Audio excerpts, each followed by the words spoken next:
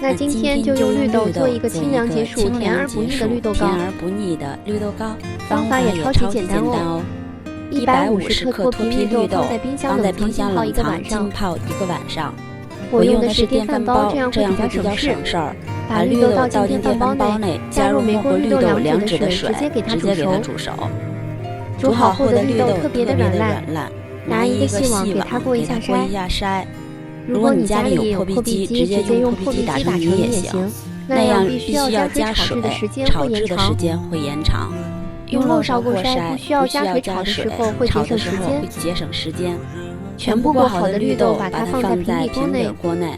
我的这些克重是放了24克黄油，开小火，慢慢的让绿豆泥和黄油充分的融合。如果你家里没有黄油，也可以用其他食用油来代替。黄油它是比较有奶香味，做出来会更香一些。大概炒10来分钟，我们再加入30克白糖。这个克重不会特别甜。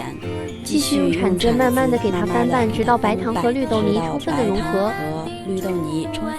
融合，直到最后抱团变得干干的不粘铲子了就可以了。稍微晾一下，不烫手了，我们给它拿到案板上，搓一下1分2半，加入3克抹茶粉，做一个抹茶口味的。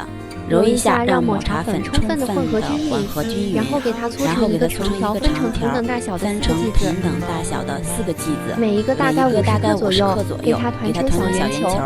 取一个月饼模具，给它轻轻的按压一下，慢慢的给它脱模，很轻松，一个绿豆糕就做好了。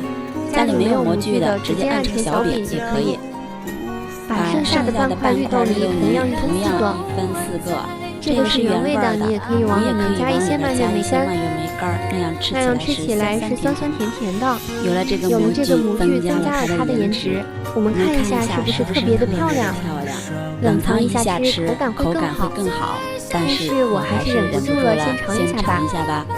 吃进去的第一口感觉是入口即化，而且有淡淡的甜，加上黄油的奶香味，特别的好吃。再来尝一个抹茶味的。